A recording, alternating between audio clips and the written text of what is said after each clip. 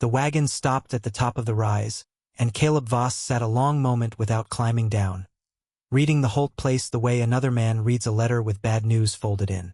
The creek below the house ran thin as a ribbon of tarnished silver, and the grass on the far slope had that gray, tired look of a range asked for too much and given nothing back. Behind him, two small hands gripped the back of his coat. Ruthie had not made a sound in 200 miles. He climbed down and lifted her from the wagon bed, and she stood against his leg the way a foal stands against its dam, one fist in his coat, her face turned into the wool. He didn't hurry her. He just stood there in the yard, hat in hand, letting the place look at him while he looked at it. And before we go any further down this valley, I want to know where you're listening from tonight, whether it's a kitchen in Kansas, a porch in the Marrow country, or a car on the way home from somewhere.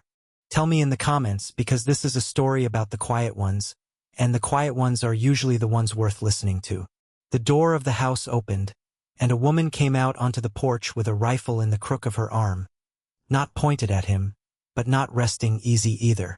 She was maybe 40, with the sun-browned forearms of someone who'd been doing a man's work and a woman's work and the books besides. Her eyes went from him to the wagon to the small shape pressed against his leg. "You lost?" she said. "I was told you needed a rancher," Caleb said.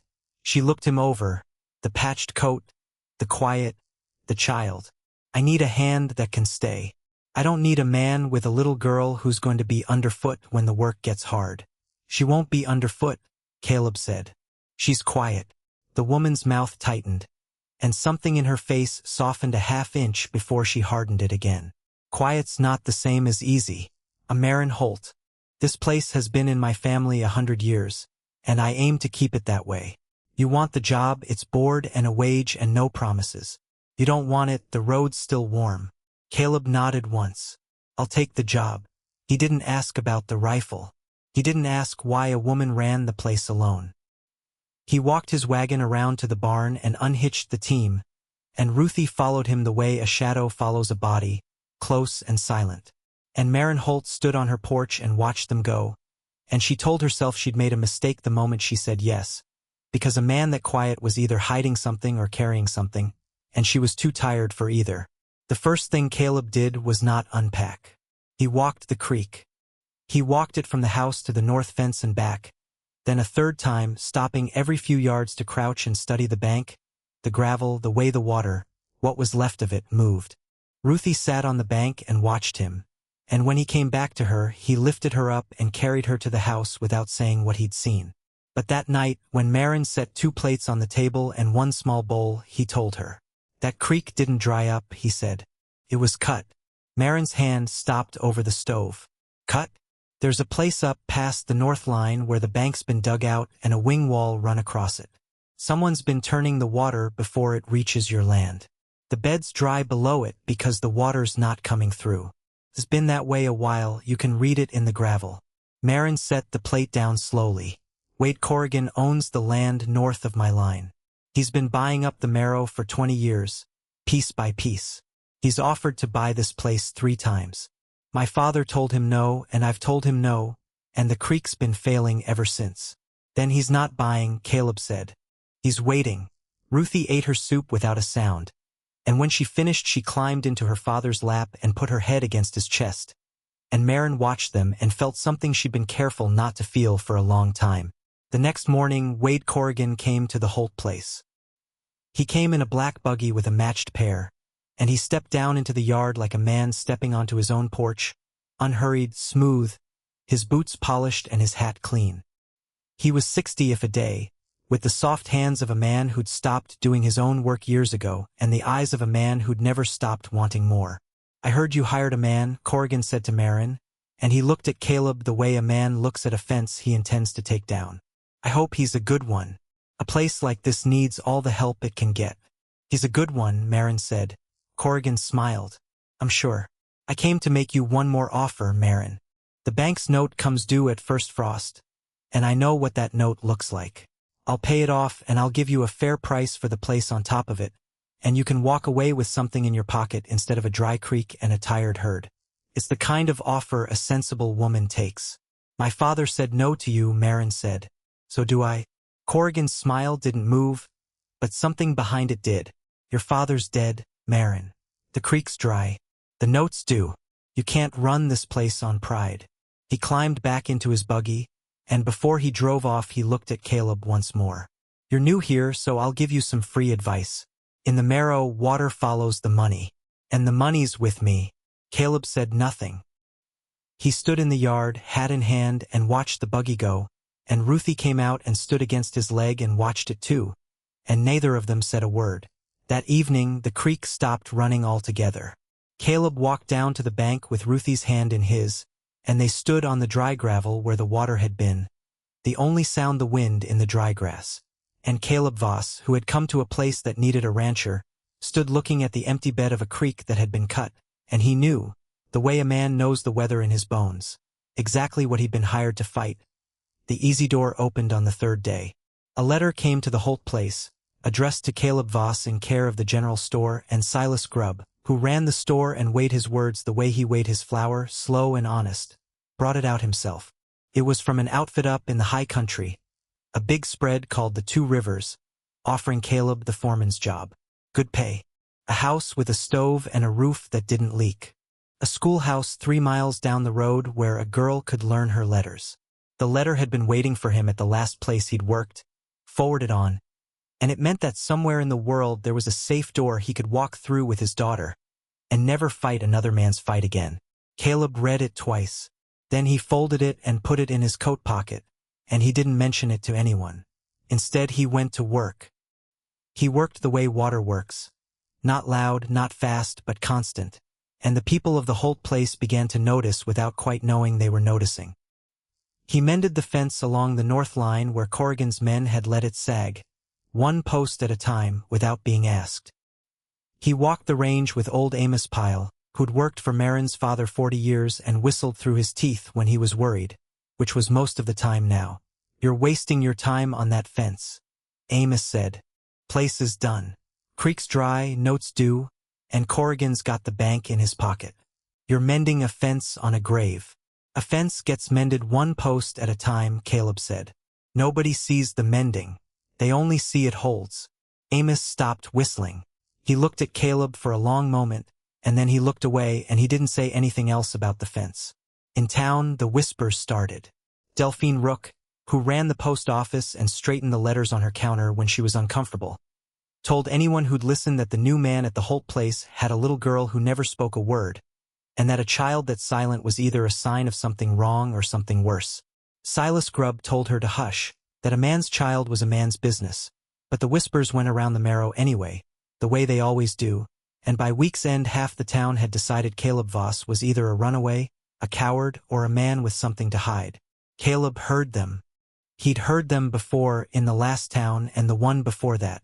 He knew the shape of a whisper the way he knew the shape of a dry creek bed. He didn't defend himself. He just kept mending the fence. But Ruthie heard them too. She heard Mrs. Rook say the word silent, and the way it landed, and that night she wouldn't come out from behind her father's chair, and Caleb sat on the floor with her until the lamp burned low, not talking, just being there, the way you stand still for a horse that's been spooked. It was Amos who saw what the town couldn't. The 3rd week, a 2-year-old gelding that Amos had been trying to gentle for a month threw him in the corral and stood trembling in the corner with its ears pinned.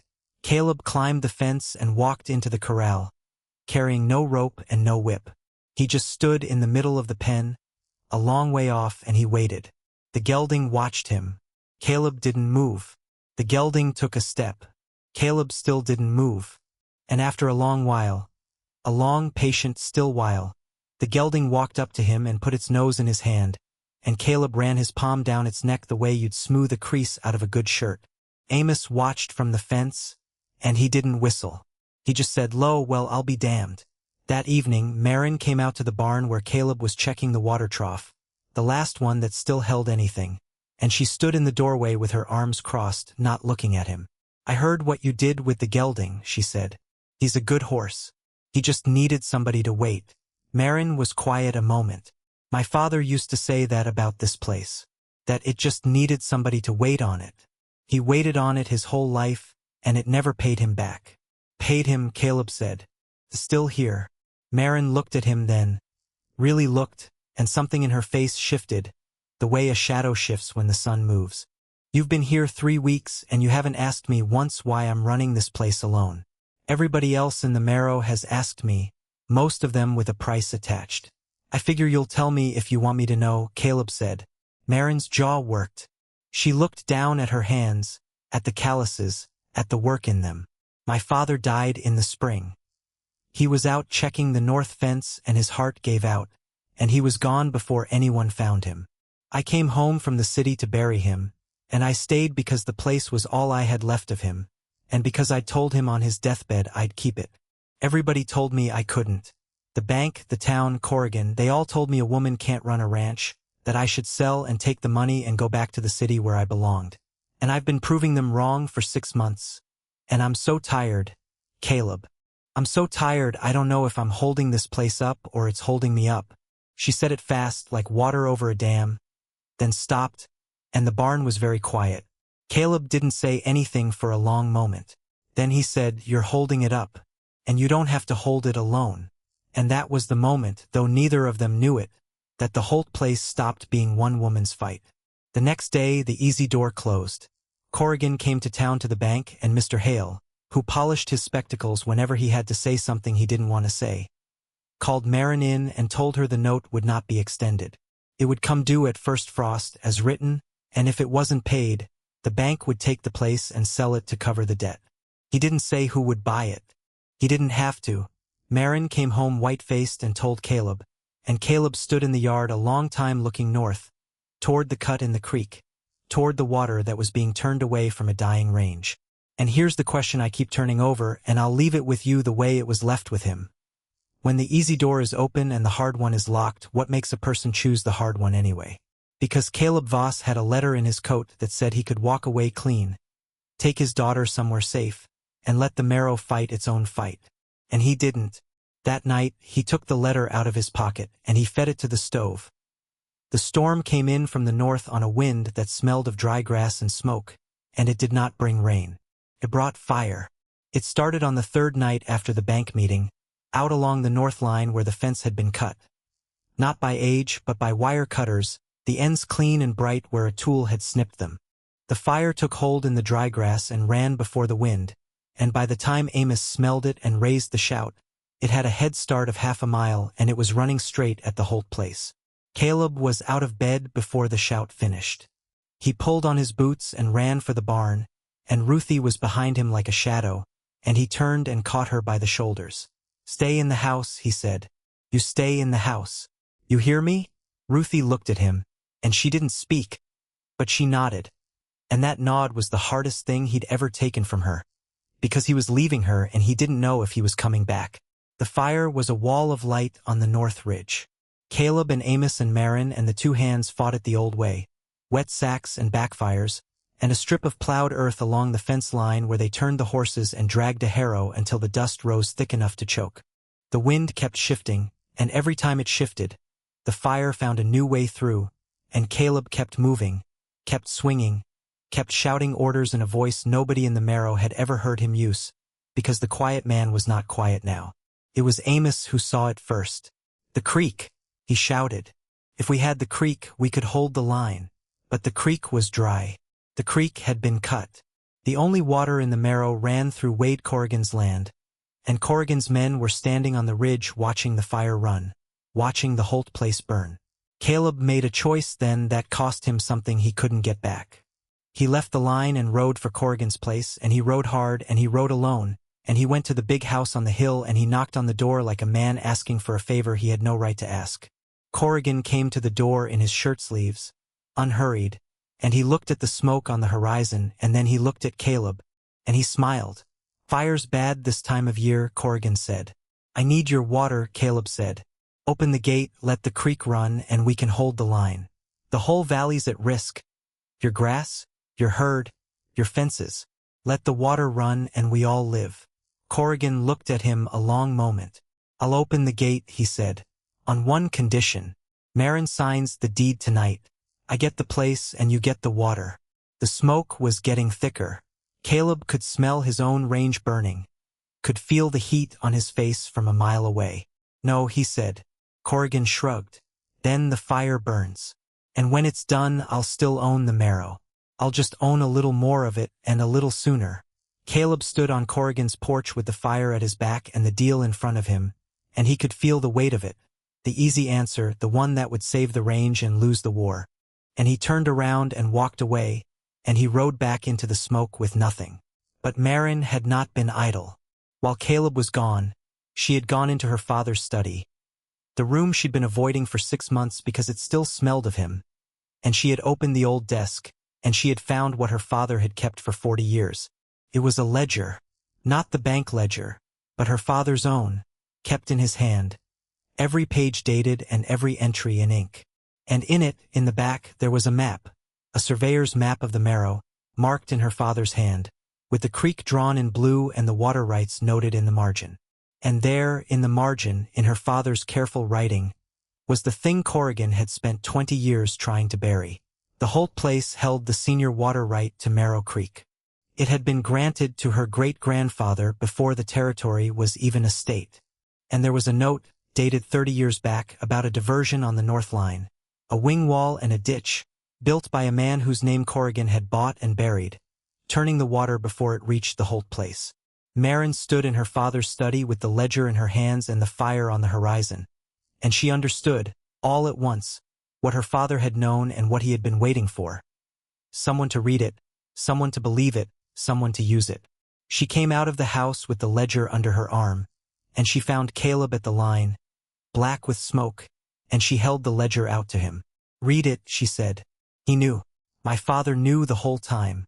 He just needed somebody to wait with him long enough to find it."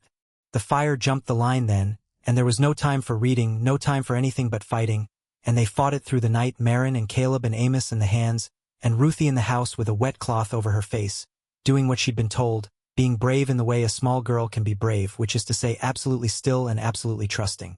By dawn the fire had burned itself against the plowed line and the backfires, and the Holt place stood. The barn stood. The house stood. The range was black to the north fence, but the place stood.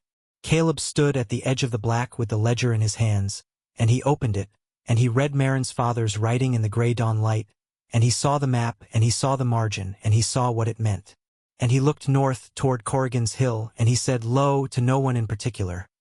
He turned the water for 30 years, and he thought nobody would ever read the page. The fire was out. The range was black. The note was due at first frost, and the creek was still dry, and the only water in the marrow still ran through the hands of a man who had just watched them burn and offered to sell them the rain. And the question that hung over the blackened range that morning was this: what good is a piece of paper, 100-year-old right, when the man who holds the water also holds the bank and the note and the town? The day after the fire, the marrow came out to look.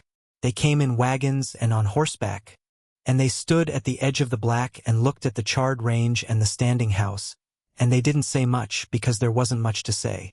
Delphine Rook came with a basket of bread and set it on the porch without a word, and Silas Grubb came with a sack of feed and a tin of coffee, and they stood in the yard and looked at the place that had almost burned, and then they looked at Caleb Voss, the quiet man who had fought a fire all night, and they didn't know what to make of him. The whispers had changed. They always do after a fire. That night, when the last wagon had gone and the house was quiet, Caleb found Maren down at the dry creek bed, sitting on the bank where the water used to run, and he sat down beside her without asking, and they sat a long time in the dark listening to the wind in the blackened grass. "I keep thinking about my father," Maren said finally. "He spent his whole life on this place, and he never once told me he was proud of me. He wasn't the kind of man who said things like that. He showed it. He showed it by teaching me to ride before I could walk, by letting me keep the books when I was 12, by leaving me the place when he could have sold it and died easy. And I never got to tell him I understood. I never got to tell him I knew." Caleb was quiet a long moment. Then he said, "My wife's name was Elsie. She was sick for a year, and I was out on the range most of it because that's what a man does. He works, he provides, he thinks there'll be time later. And there wasn't time later. I came home one evening and she was gone, and I'd spent the whole year not being there, and I've spent the 2 years since trying to figure out if she knew I loved her, or if she died thinking I'd chosen the work over her." The wind moved through the dry grass. Neither of them spoke for a while. She knew, Maren said. She had to know. A woman knows. I don't know that, Caleb said. I know the town where I lived decided I was the man who let his wife die. They didn't say it to my face, but they said it. And Ruthie heard them, the way children hear everything, and she stopped talking, and she's been behind me ever since because she's afraid if she lets go of me, I'll be gone too, the way her mother was gone. Maren turned to look at him in the dark. She's not afraid of you, Caleb. She's afraid of losing you. That's not the same thing. Caleb looked down at his hands. I don't know how to fix it. I don't know how to make her believe I'm not going anywhere. You can't make a horse trust you by telling it you're safe, Maren said. You just stand still long enough that it believes you. Caleb looked at her, and for a long moment neither of them said anything, and the dry creek bed between them was full of everything they hadn't said to anyone in years. And then, from the dark behind them, a small voice said, Papa. They both turned. Ruthie stood at the top of the bank in her nightgown, her feet bare, her hair a tangle, and she was not hiding behind anyone. She was standing in the open, and she was looking at her father, and her voice, the voice that hadn't been heard in 2 years, came out small and certain in the dark. Papa, the water's coming back. Caleb went to her and knelt, and he didn't know whether to laugh or cry, and he did neither. He just put his hands on her shoulders and looked at her, and she looked back at him, and she said it again like it was the truest thing she knew. The water's coming back. You said it always does. And Caleb Voss, who had not cried in 2 years, felt his eyes burn, and he gathered his daughter up and held her, and Maren stood on the bank and watched them, and she was crying too, and none of them said anything about it because some things don't need saying. Later, after Ruthie was back in bed, Maren came to the porch where Caleb was sitting, and she held out her father's ledger. I want you to have this, she said. He'd have wanted you to have it. He spent 40 years marking this land, and you're the first person since him who's read it the way he did. Caleb took the ledger, and he ran his hand over the worn leather, and he opened it to the map, and he looked at the blue line of the creek and the marks in the margin, and he understood what she was giving him. Not a book, but a trust, a place in a line of people who had held this land and read it and kept it. I'll take care of it, he said. I know you will, Maren said. That's why I'm giving it to you. The next morning, Amos found Caleb at the north line, and he looked at the blackened range and then at the map in Caleb's hands, and he said, You saved this place last night. You and the girl's nerve and the wet sacks. If you hadn't held the line, we'd be standing on cinders. It wasn't me, Caleb said. It was her father's map, and her keeping of it, and the line she held with her own hands. I just happened to be the one swinging a sack. Amos looked at him a long moment, and then he nodded once, slow, and he didn't say anything else, and he went back to work. But he remembered it. A man remembers when another man doesn't take the credit that's his. And if you've ever loved somebody and lost them, you know the weight of that porch at midnight, the weight of saying out loud the thing you've carried alone for years.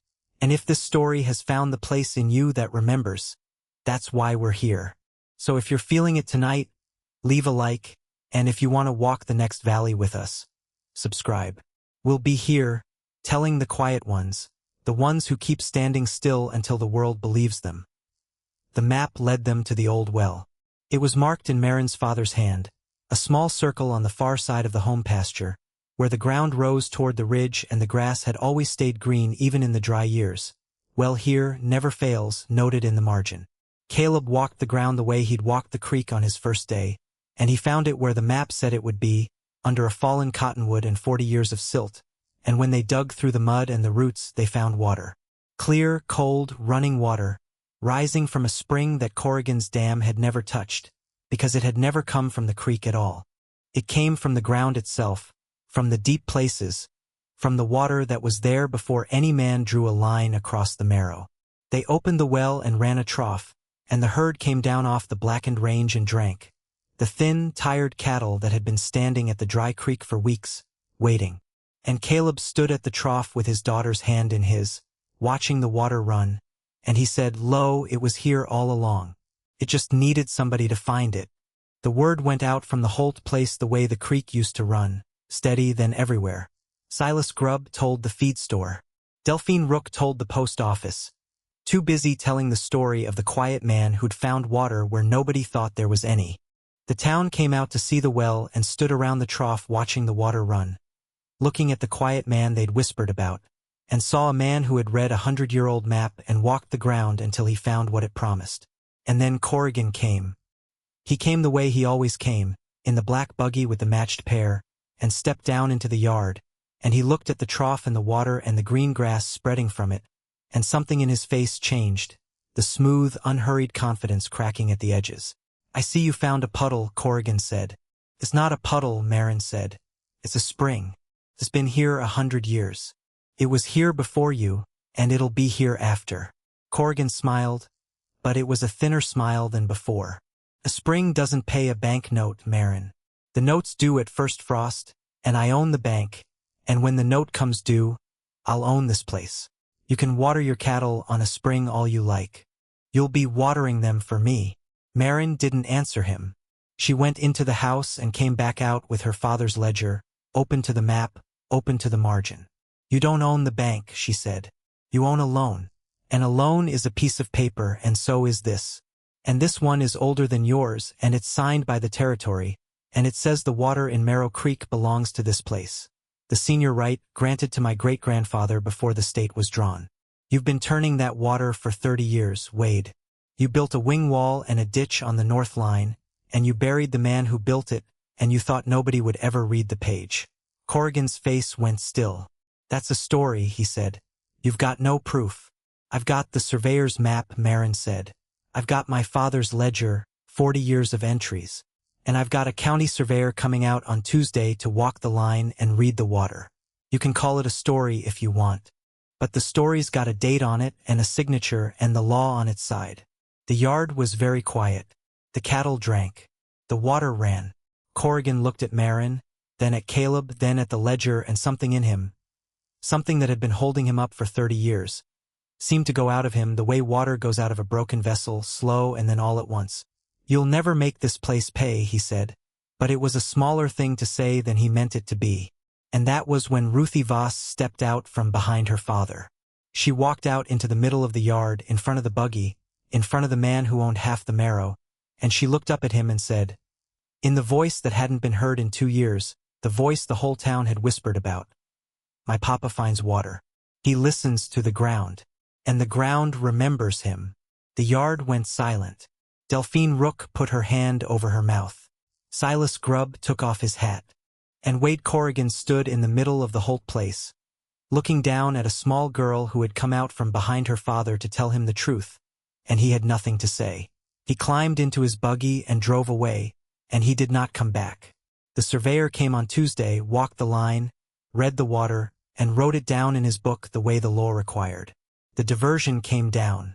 The wing wall came out, and the water of Marrow Creek, the water that had been turned for 30 years, came back to the Holt place, and it ran down the old bed, and the gravel remembered it, and the grass remembered it, and the whole valley remembered what it was to be watered. The bank note was paid. Not by Corrigan, by the harvest, by the herd, by a range with water under it again, by a place that had been read and kept and believed in. The marrow changed its mind about the quiet man, the way towns do, slowly and then all at once. Delphine Rook brought a pie. Silas Grubb extended the credit. The whispers that had followed Caleb Voss from the last town and the one before finally ran out of road, because there was nothing left to whisper, only a green range and a running creek and a man who had kept his word. And the two of them, the woman who had been told she couldn't, and the man who had been told he wasn't, didn't make a speech about it. They just kept the place together the way you keep a thing that's been given to you to hold. And Ruthie Voss, who had hidden behind her father for 2 years, stopped hiding. She rode the gelding. She helped with the calves. And when the creek ran full again in the spring, she stood at the edge of it with her hand in the water, and she laughed, and the sound of it carried down the valley like the creek itself. Water don't announce itself. It just keeps coming until the ground remembers it. And the marrow, which had forgotten what it was to be watered, remembered. Next time, there's a woman who inherits a lighthouse nobody believes she can keep lit, and the storm that comes to test her, and the one man who stands still long enough to believe her. Until then, good night and God bless you all. We'll see you down the valley.